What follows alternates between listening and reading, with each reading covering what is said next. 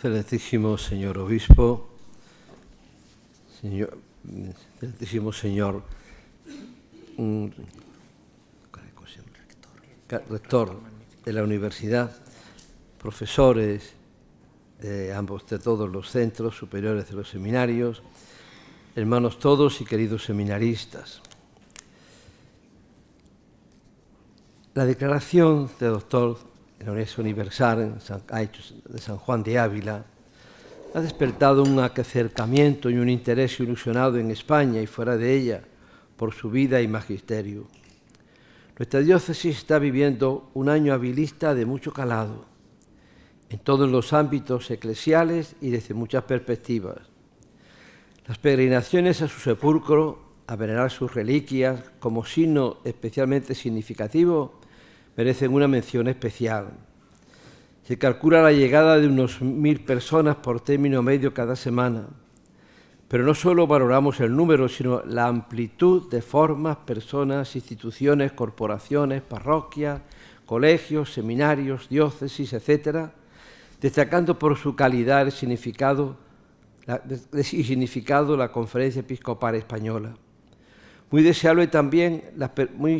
destacables también las peregrinaciones de sacerdotes en grupo o personalmente, los seminarios de España con sus formadores religiosos y religiosas, familias y mucho pueblo de Dios. Hemos de añadir que el relicario con parte de sus reliquias está en constante movimiento por toda España, principalmente Andalucía. Junto a esto, publicaciones, el Congreso Internacional, etc. Podemos afirmar que el acercamiento fervoroso y entusiasta se está realizando en buena marcha y que sus frutos de vida cristiana responden al año de la fe y a la nueva evangelización en cuyo clima se viene realizando. Dentro de esta realidad gozosa y fecunda, nuestro seminario ha tenido y tiene una singular participación, como era natural, nacido del corazón e iniciativa de San Juan de Ávila y que se une a lo ya dicho con esta lección inaugural como tema los seminarios de formación sacerdotal en San Juan de Ávila. Esto hecho desde un afecto al santo y a esta casa donde tantos años he vivido y donde en gran parte aprendí a conocer a San Juan de Ávila. Para hablar de San Juan de Ávila y de los seminarios que él ideó y cuya vida trazó y todo cuanto en este campo hizo, tenemos amplio material de primera mano y mucho trabajado. Ante todo, la doctrina sacerdotal nos va dibujando el sacerdote que San Juan de Ávila propone a los que desean serlo y a los que ya lo son. El Tratado del Sacerdocio, las pláticas a los sacerdotes de Córdoba, sus sermones y cartas, repiten una y otra vez la gran santidad que pide el ministerio sacerdotal. En los memoriales a Trento, Concilio de Trento, además de ir señalando elementos prácticos para vivir el sacerdocio santamente, es donde analizando situaciones y trazando esquemas de formación, surge con fuerza que es menester tener por cosa muy cierta que si quiere la Iglesia tener buenos ministros, conviene hacerlos. Y esto con rapidez. El medio no es otro que hacer seminarios en cada diócesis para que en ellos, formados con criterio y pedagogía acertados, puedan salir tales sacerdotes. De esta fuente me quiero valer, comenzando con el consiguiente punto de partida: la vida relajada de los pastores y del pueblo cristiano. San Juan de Ávila se ha formado sacerdote en una universidad de prestigio y de fronteras, en Alcalá de Henares. Se ha formado sacerdote había sido fundada con la expresa finalidad de formar sacerdotes bien capacitados en virtudes y letras, según lo que requerían los tiempos. Realizaba bien su cometido, como puede verse en el santo y en otros sacerdotes, muchos sacerdotes y obispos que de ahí salieron, efectuando una gran tarea reformadora en la Iglesia. El mismo San Juan de Ávila enviará a algunos jóvenes sacerdotes, buscándoles él mismo los medios económicos para que se puedan formar bien y ayudar luego a los que allí no pueden ir. San Juan de Ávila no solo sale bien formado en letras y virtudes, sino que sale enamorado de su sacerdocio y con deseos de vivirlo a pleno pulmón.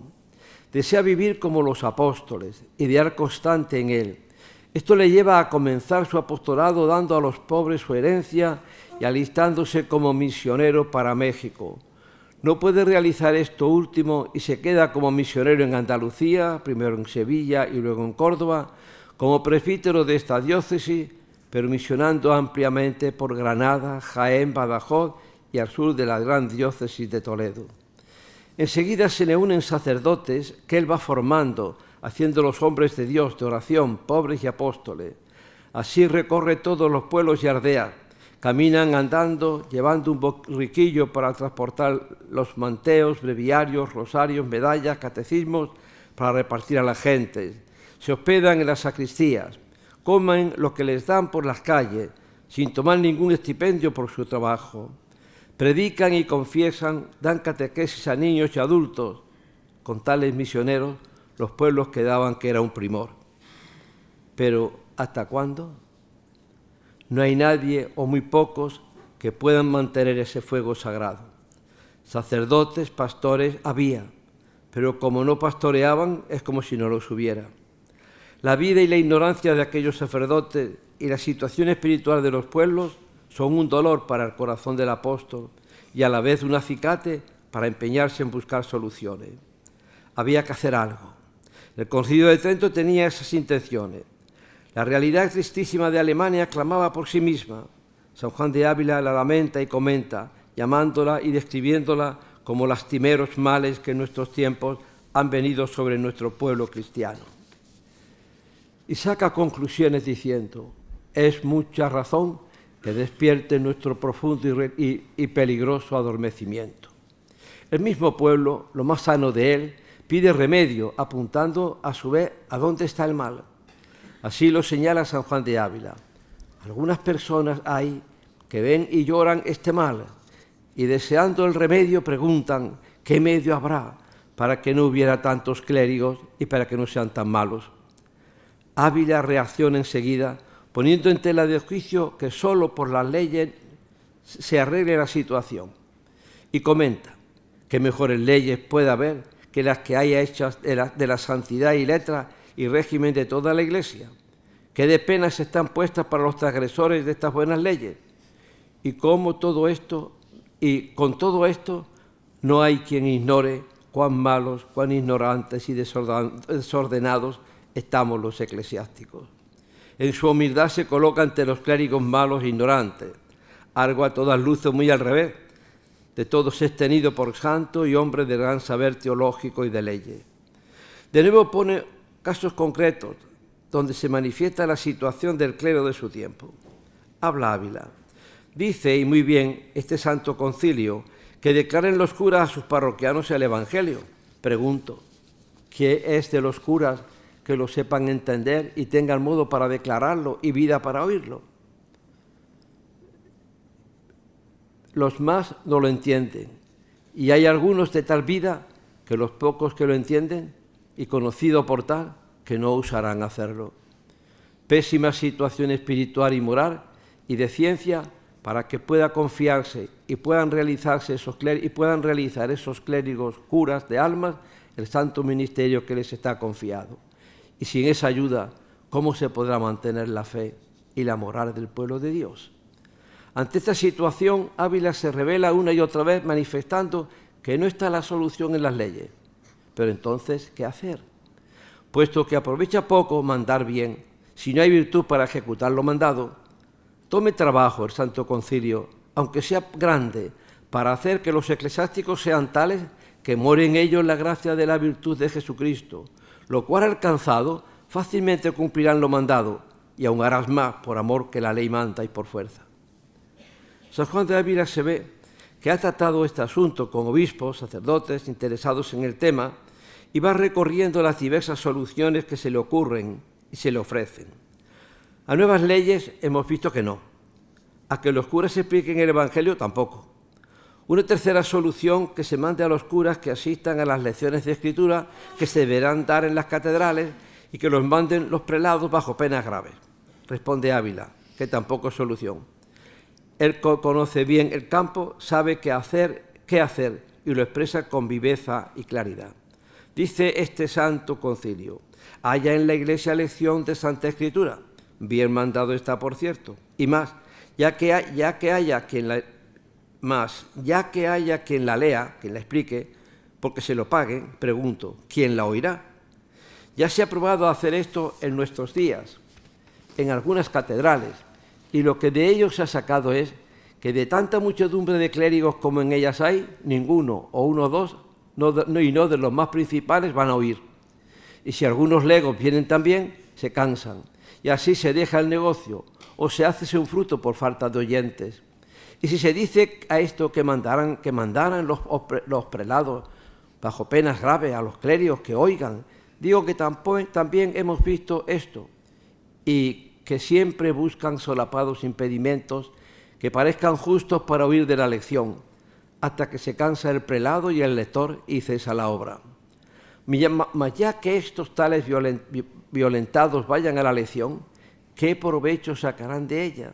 Están aquel rato como en tormento, pensando y parlando cosas bien diferentes de la lección, y después ni hay más libro, ni memoria, ni estudio, porque no pueden tomar sabor en lo que no usaron ni hicieron, ni conduce para el intento de ellos, que es muy otro del que había de ser, en el cual tienen puesto el corazón, y por eso muy lejos de otro negocio. Conclusión. Sea pues esta la conclusión, en la cual no ha de haber duda ni escrúpulo, que si la Iglesia quiere buenos ministros, ha de proveer que haya educación de ellos, porque esperarlos de otra manera es gran necedad. Todavía sigue el santo razonando y expresando y concretando su siguiente. Y aunque en esta solución no haya más que liberar, podrá haber en el modo, más que deliberar, habrá que ver el modo como esto se hace, es decir, bueno, esto pues ya se ha visto, bien, tenemos que hacerlo, pero ahí dice alguno, bueno, vamos a deliberar sobre el modo, y dice, pues tampoco, porque ya el Concilio Toledano, bajo la acción del Espíritu Santo y gran asistencia de obispos, se decretó lo que había que hacer, pero no se ha hecho por nuestros pecados. Entonces, ¿qué hay que hacer? Dejar de deliberar y ponerse a trabajar, a hacerlo. Repite de nuevo los lastimeros que en nuestros tiempos han venido sobre nuestro pueblo cristiano. De los que habla San Juan de Ávila, dice son de los de Alemania, claro, es decir, la Reforma Protestante. Lo comenta con pena, y para que escarmentemos en cabeza ajena, dice, eran hermanos nuestros, eran miembros de nuestro cuerpo, que juntamente con nosotros tenían por cabeza a Jesucristo en el cielo y al Papa, que es vicario suyo en la tierra. Se han apartado de esto y han entrado en otro cuerpo, dice el cuerpo de Satanás. Este es un llanto de familia. Pero el santo, ante todo, mira a España.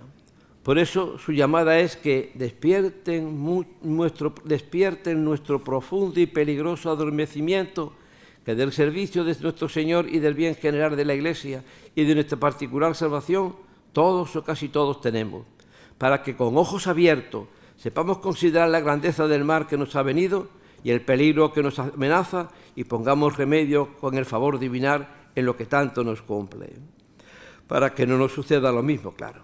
Y añade, no será mucho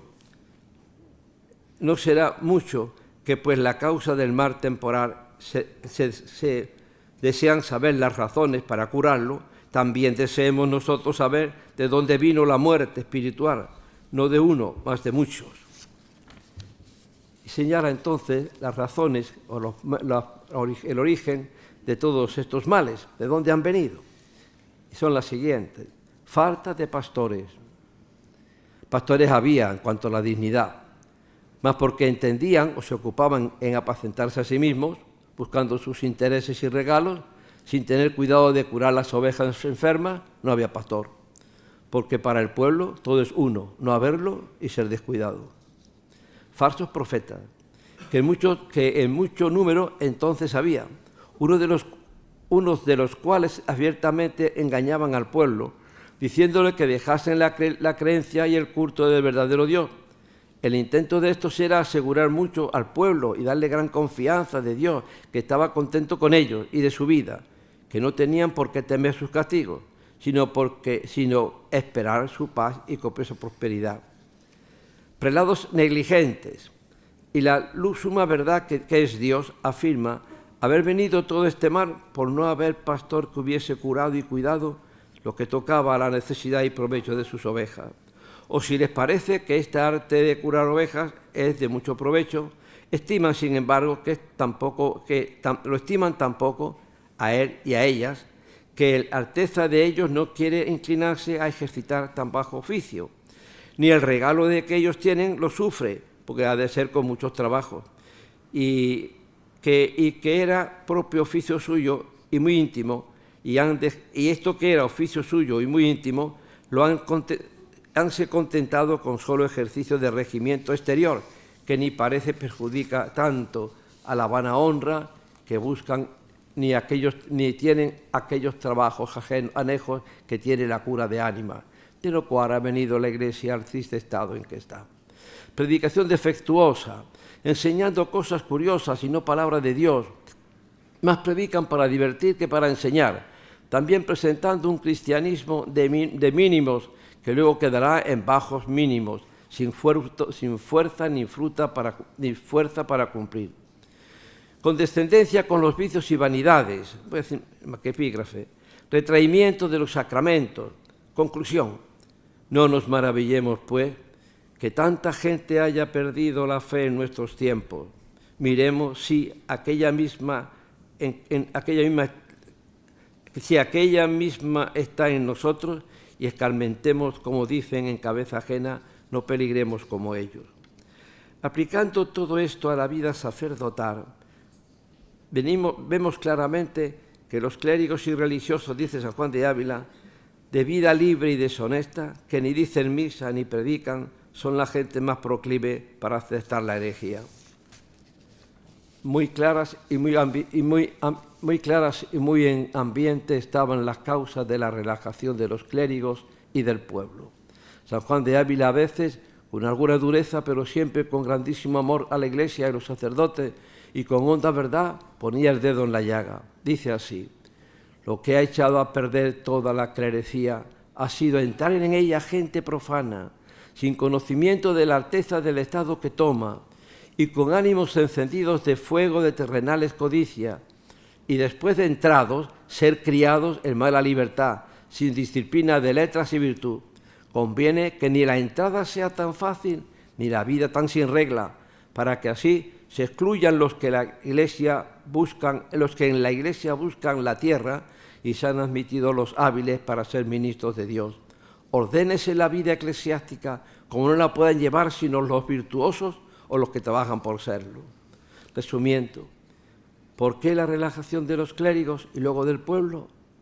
Por ser admitida al clericalato gente profana, es decir, sin signos ninguno de vida espiritual ni de vocación, sin conocimiento de la alteza y la dignidad del sacerdocio, con deseos de terrenales codicias, criados sin disciplina de letras y espíritu. Está claro a dónde apunta San Juan de Ávila. El ingreso en el clero, ¿cómo se hace ahora? Decía San Juan de Ávila. Quien quiera que quiere ser sacerdote, con un breve de Roma, es brevemente ordinado, para amar suyo, y de quien lo ordenó, y de toda la Iglesia. Sigue argumentando. En todos los oficios humanos, el oficial bueno no nace hecho, sino que ha de hacerse. Pues como el sacerdote, aunque no fuese más que a ser confesor o predicador, o cura o pastor, sea cosa de tan gran perfección y con tanta dificultad para hacerse bien hecho, ¿qué razón hay que no se tenga un tiempo señalado para que aprenda el arte que después debe ejercitar? Aunque el seminario, el colegio, dice él, no sirviera nada más que para conocer los que no son para eclesiásticos, no sería pequeño servicio. ¿Cómo organizar los colegios, seminarios? El Concilio Toledano, al que se refiere San Juan de Ávila, escribe así: en cada obispado se haga un colegio, seminario, o más según la cualidad o más según la cualidad de las principales ciudades que en él hubiere, en las cuales sean educados, primero que ordenados, los que hubieren de ser sacerdotes. Los mancebos virtuosos que se hallaren sean atraídos a este recogimiento los que fueren menester, y allí sean entregados a sus rectores y maestros, para que debajo de clausura y obediencia se ejerciten en ayunos y oraciones, y reglas de honesto vivir, y con la gracia de Dios, y después de ella con el cuidado y sudor del prelado, salgan hábiles para ser abogados por el pueblo de Dios, y aprendan principalmente bondad, y después letras, para que puedan sin peligro ser maestros y edificadores de las ánimas. Dice San Juan de Ávila que los que hubieren de ser elegidos para estos colegios sean de los mejores que hubiere en todo el pueblo, haciendo inquisición de ello muy de raíz el obispo y los que el concilio señalare por acompañarlos. Y de esta manera vendrán llamados y no ingeridos, y entrarán por la puerta de la obediencia y llamamiento de Dios, por donde entran sus ministros en el santuario, sin que ellos se metan con vergüenza, con desvergüenza y soberbia. Y este es el camino más cierto. Y seguro que la prudencia humana puede hallar, pues que no hemos de pedir revelación particular de Dios, ni tampoco echar suerte. Ya se ha de mirar con gran diligencia esta elección. No se ha preferido el más docto, no se ha preferido el más docto al más virtuoso, ni hagan contrapeso letras donde lo hiriere por otra parte la virtud, porque para esto se ordenan los colegios, para cumplir estas faltas de ciencia y para que tomando como de la mano de Dios a una persona virtuosa, tome la Iglesia a cargo de instruirla y labrarla para su edificio. No sea estorbo el oficio ni otra cosa semejante, es decir, el linaje o la ascendencia, que entonces vivía tanto, para admitirlos en los seminarios. No se fije en eso. Se tome el que tenga virtud y la gracia para este oficio, que por experiencia conocen todos casi nunca haber dañado a la Iglesia. El sacerdote selecto, que no fue letrado, ni rico ni alto, y siempre le dañó mucho la malicia armada de letras y de dignidad. Añade: buscamos hombres para sacerdotes y no para filósofos ni poderosos.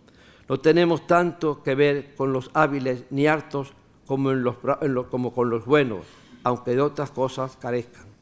Y los que de verdad celan bien de la Iglesia siempre deben temer este resbaladero y tenerlo por prevenido con buenas leyes, porque como por la mayor parte seamos carnales, estimamos en mucho lo que es carne, como son letras, habilidad, títulos, personas de los nobles y cosas semejantes, y en poco lo que es espíritu, como es la virtud, y así preferimos aquellos a esto, lo cual es camino para destruir la Iglesia.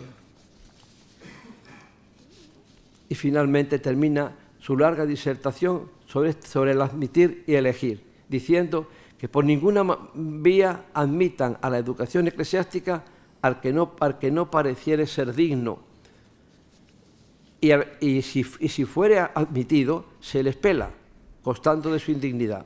O sea, hay que aquilatar la admisión.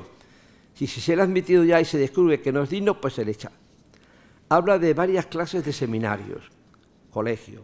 Dice dos necesidades de personas tiene la Iglesia, una de curas y confesores y otra de predicadores, y entrambas se han de remediar con estos colegios. Según esto, la formación intelectual era distinta.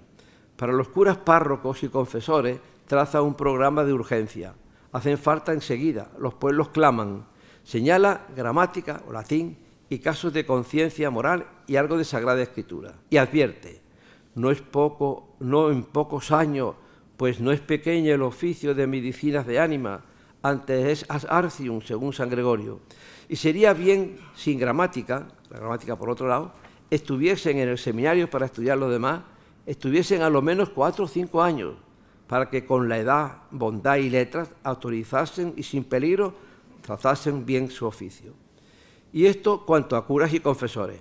Restan los predicadores de la palabra de Dios, el cual oficio está muy olvidado del estado eclesiástico y no sin gran daño de la cristiandad, porque como éste sea el medio para engendrar y criar hijos espirituales, faltando éste, ¿qué bien puede haber sino el que vemos que en las tierras nos falta la palabra de Dios, apenas hay ya rastro de cristiandad?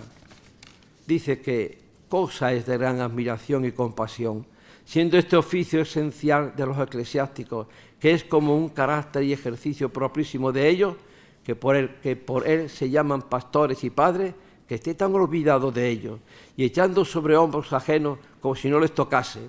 Y si alguno dijere que basta haber curas medianamente enseñados que declaren al pueblo el Evangelio, digo que no es medicina bastante para las llagas tan afistoladas como las hay. De manera que así por ser pocos como por ser de poco provecho, conviene criarlos en otra mejor disciplina y con otra pureza de intención, no buscando prebendas, sino salud de las almas, varones fuertes para hacer guerra contra los vicios, habiendo los primeros vencido en sí mismos. Y mira más alto. Si este Sacro Concilio quiere quitar lo propio de la ignorancia de la Iglesia y si quiere proveer las ánimas de pasto de vida, mande que allende de los colegios donde se han de educar a los hombres medianos ingenios para curas y confesores, haya otros donde se eduquen los mejores ingenios y les den la ciencia que en su vaso cabe, para salir muy doctos lectores y predicadores, a los cuales se les puede encomendar sin miedo el tesoro y alteza de la palabra de Dios, y sean criados con mayor cuidado en toda disciplina y santidad que los sacerdotes de los otros colegios, pues el oficio de predicador es de mayor peligro y pide mayor santidad. Realista como era San Juan de Ávila, se pregunta, ¿de dónde sacaremos dinero para estos colegios? Desde su fe y su experiencia dice, y no hay en esto mucho tiempo que gastar, porque de préstamos y fábricas ricas y de anejar algunos beneficios podrá proveerse esto con muy gran facilidad. Y cuando de ahí no, con quitar 3 o 4 raciones y otras tantas canonjías de la Iglesia Catedral, sobraría paño. Y sería bien hecho, pues en comparación de confesar y predicar y regir ánimas, pequeño negocio es cantar en el coro. Y lo de quitar canonjías no es nuestro caso hoy, pues esta es conocida la gran generosidad, hablo de Córdoba, de nuestro cabildo con el seminario. Nuestro seminario, termino. Ciertamente se debe al maestro Juan de Ávila la iniciativa, y fueron sacerdotes y obispos quienes cogieron el mensaje. Es verdad que han cambiado mucho los tiempos. Hoy, gracias a Dios, esos 2 seminarios de San Juan de Ávila se funden en uno, no 5 años, sino de 7, donde no solo se estudia casos de conciencia y moral, sino otras muchas materias eclesiásticas y filosóficas que preparan al joven sacerdote para esa batalla de la que habla el santo, aprendiendo a curar las heridas del pueblo de Dios. Más aún, en el elenco de materias tiene un lugar eminente la Sagrada Escritura que tanto amaba el santo. La orientación de buscar preferentemente la virtud sobre las letras también se asume hoy en la planificación de su quehacer diario en nuestro seminario y en otros seminarios, como sabemos todos, y en el ideario del centro, que nos viene ofrecido en gran parte por los documentos del magisterio y la legislación eclesiástica. Que el prelado actúe y tenga como objeto principal el seminario, en este caso concreto de nuestro seminario, patez, no hay que demostrarlo. Creo que San Juan de Ávila encuentra muy en la línea de su pensamiento y preocupación este seminario de Córdoba, en su seminario. Esperamos, creemos y nos esforzamos para que su presencia, magisterio, ejemplo e intercesión nos ayude a superar las dificultades y a corregir las posibles deficiencias. He dicho.